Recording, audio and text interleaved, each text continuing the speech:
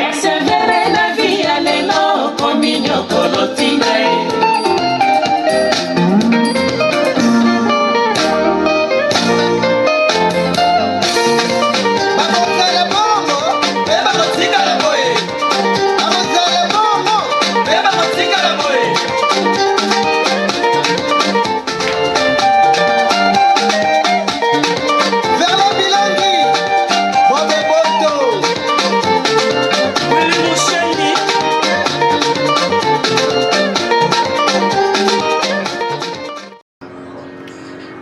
Hola, mi nombre es Jorlis Carolina Vargas Negras Maza y desde el proyecto Al Son Afro Barú, apoyado por el Ministerio de Cultura, le traemos nuestro tutorial número 6, Champeta Criolla, donde también hablaremos sobre la interculturalidad en las comunidades de la isla de Barú.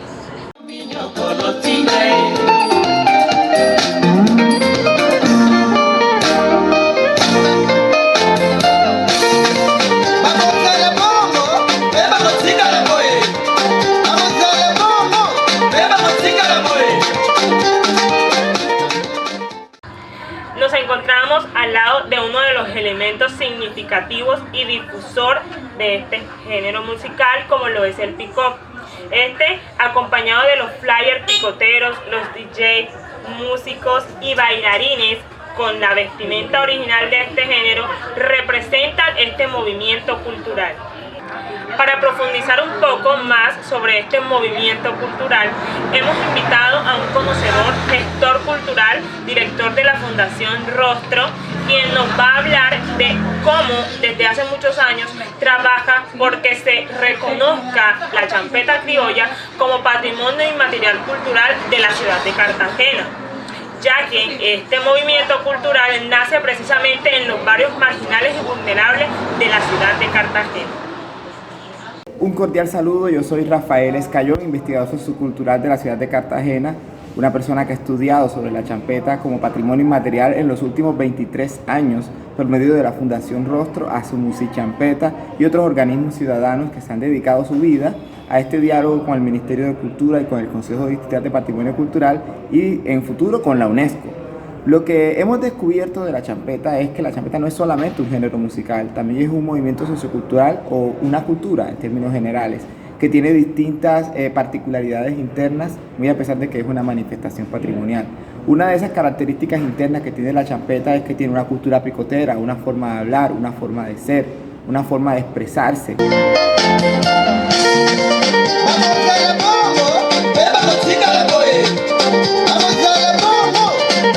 Tiene gitanjáfora, una investigación de Juan Carlos Carbonell, además, que hizo ese gran aporte a la investigación de la champeta, que es esta, representación de sonidos que al final no son una lengua, sino que son una evocación a la lengua. También tenemos los samplers, como el piano Casio SK5, que entre otras cosas era un sampler de juguete o de demo, que aquí lo transformamos como el equivalente a nuestro acordeón. O sea, es un instrumento que solamente se utiliza en la champeta. ¡Oye, Lucho! ¡Eso! ¡Y los perreos! Ahí está. Y esos sonidos que salen de allí son muy representativos. Existe la teoría de que de los perritos, o el perreo, como le dicen, proviene del sonido de ese piano Casio SK5. Algo interesante de la champeta es que como género musical tiene una historia, como cultura tiene otra historia. La cultura, en términos generales, de la champeta proviene de los cimarronajes, proviene de la resistencia. Es decir, esa resistencia contra la esclavización humana que se dio desde el principio de la colonización y desde la llegada de los africanos o afrodiaspóricos a nuestro continente Abya-Yala, hoy América.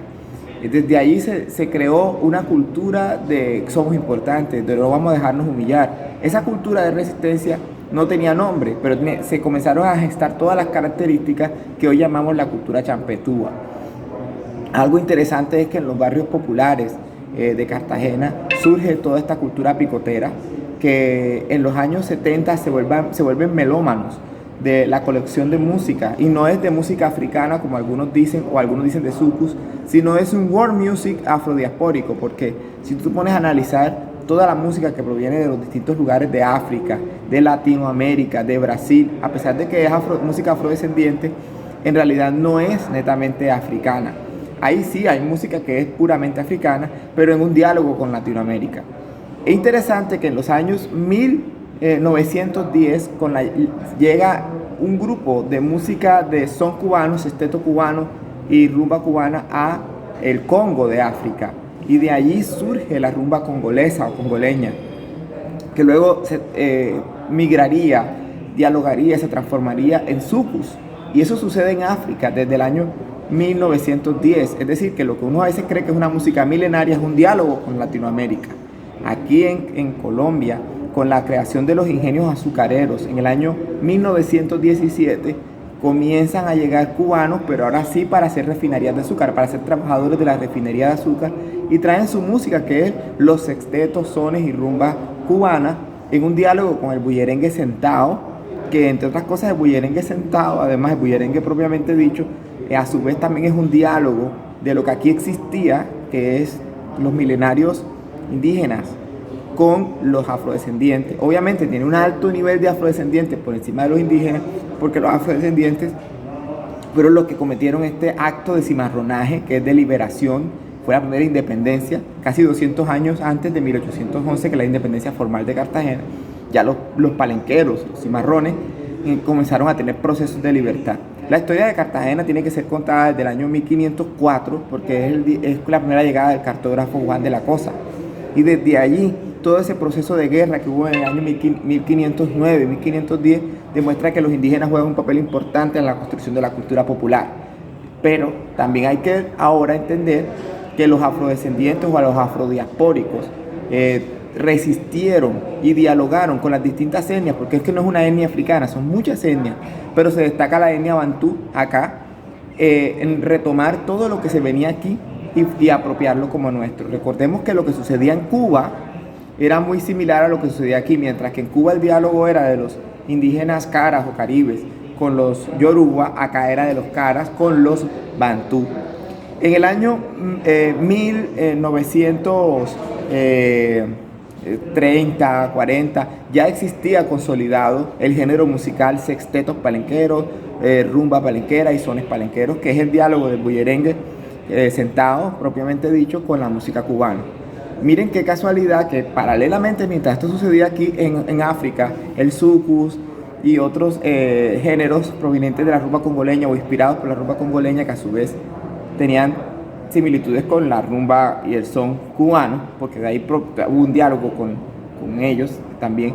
Eso se encuentra aquí y se crea entonces esta cultura de melomanía internacional, de la música internacional, y es donde se crea una idea de lo que hoy llamamos que música champeta africana, pero que en realidad es un world music, y eso se convierte en la cultura picotera que conocemos, que además el pico era un instrumento de identidad, tenían nombres de poder, el rey, el príncipe, el conde, que lo que expresaban también era o figuras de poder de personas, como los que acabo de plantear, figuras de poder de la naturaleza, como el león, el escorpión, o sea, animales poderosos o de fenómenos de la naturaleza, el huracán, el ciclón, el diluvio. Esto es porque este picó es una representación de poder. El picó es una representación de poder y el picó hace parte de la cultura champetúa. Champetú y champetúa por muchos años significaba una persona popular, una persona negra, una persona afrodescendiente, una persona afrodiaspórica, una forma de hablar afro, una forma de hablar no hegemónica, no propiamente europea. Y entonces se le expresaba como una ofensa. A veces le decían champetú y champetú a alguien como para tratar de ser racista y ofender a la persona con una expresión racista y clasista y elitista. Esta expresión se resignifica en 1983 y 1984 con la creación del disco El Champe, que es la primera vez que una champeta se llama champe o champeta y que comienza a tener un autorreconocimiento. Yo soy champetú, pero es algo bueno. Entonces se resignifica la cultura champetúa, que era mirada con vergüenza, así como antes era mirado con vergüenza lo afro. Y desde 1984, con la salida de Viviano Torres, Melchor el Cruel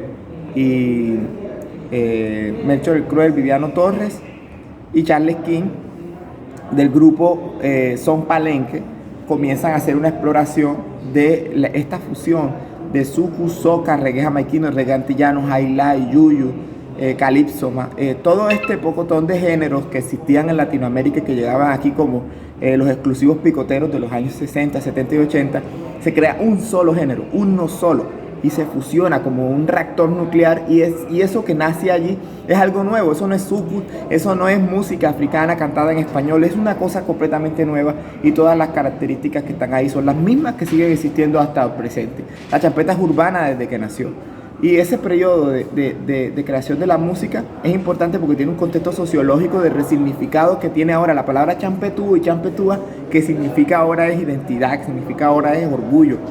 Toda la transformación que hubo. Después de Anne Swing nace Nailanga, Kenyan Tu, Caine Son Band, Black Power. Y en los 90 la champeta comienza a llamarse terapia, con la creación de Kusima. Kusima aporta una cosa muy importante porque con la llegada de Elio Boom, por ejemplo, se enriquece el género por la llegada de todo este dembow y toda la música que se daba en el Urabá antioqueño. Esto genera que la champeta realmente al final recibe mucha música de afuera, pero su naturaleza es la identidad. La naturaleza de la champeta es las expresiones, la forma de hablar y la cultura de resistencia que hay alrededor de ella. Para mí Elio Boom hoy es un cartagenero, y todo lo que se ha explorado desde 1983 hasta nuestra actualidad ha sido no una evolución, sino un nutrido del fortalecimiento de la identidad propia de la champeta, que es mucho más que un género musical. Tenemos también que hablar de la danza de la terapia, que fue la primera que se llamó terapia, fue en los años 70. La danza de la terapia y la danza del chicle, que era la forma como bailábamos muchos géneros, no solamente la champeta, porque la champeta no existía. Se convierte en el nombre del género en el año 1988-89, con Orlando Pertús, un pintor de vinilos, de picos, de cañamazos, que pinta por primera vez un acetato que le llama Terapia Volumen 1, y ahí pone una cantidad de música africana que no estaba en ningún pico ni nada, y eso fue lo que hizo que se entendiera de que él estaba hablando del género terapia. Entonces ahora todo lo que era música que nosotros le llamamos exclusivos picoteros pasa a llamarse terapia, y por supuesto, por lógica, en los 90 con Hernán Hernández, Rafael Chávez Hernán Hernández y Elio Boom se le llama terapia criolla, y a lo otro se le llama terapia africana. Pero recordemos que la terapia es una danza de los años 70 y que el género musical de la champeta es construido como un manglar, no nace de un día para otro. Fue un proceso que inclusive inicia en el año 1917 en Colombia con el diálogo de Bullerengue sentado con la música cubana, y en África, que es lo que nosotros, nuestro antecedente más grande, que es el suku o la rumba congolesa, nace con el diálogo también de Cuba con la música africana. La champeta al final como género musical es un world music que se fusiona y se integra en un solo género. Y ya se puede describir, ya se puede hacer como una taxonomía de lo que es. Y estamos en una lucha también para que protejamos ese género a través del Plan Especial de Salvaguardia, su cultura y todas sus manifestaciones, sus artes plásticas, sus pinturas, su iconografía, su caligrafía, todo lo que la representa, porque detrás de ella hay unas personas, unos seres humanos y unos derechos humanos fundamentales. Proteger a la champeta es proteger a estos derechos humanos. Muchas gracias y espero pues que continuemos en el transcurso hablando del Plan Especial de Salvaguardia de la Champeta como patrimonio.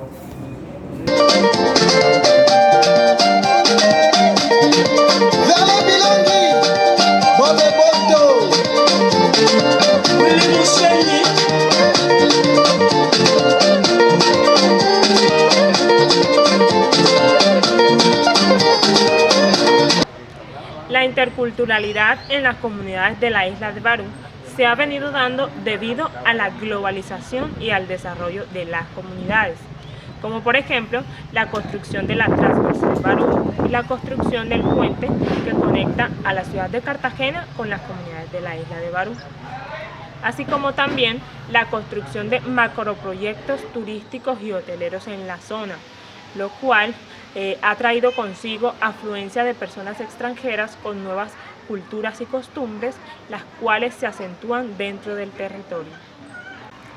Desde las corporaciones y entidades culturales del territorio, buscamos salvaguardar, preservar y difundir nuestras tradiciones culturales propias a través del fortalecimiento y el trabajo con niños, jóvenes y adolescentes del territorio. Es por esto que el proyecto Alzón Afrobarú, apoyado por el Ministerio de Cultura, es un espacio y una oportunidad para continuar fortaleciendo y difundiendo nuestras tradiciones culturales propias, para que así se preserven en el tiempo.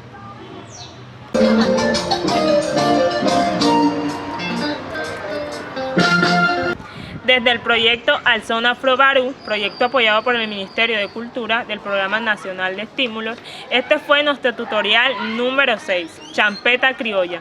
Nos vemos en nuestro próximo tutorial. Watch out!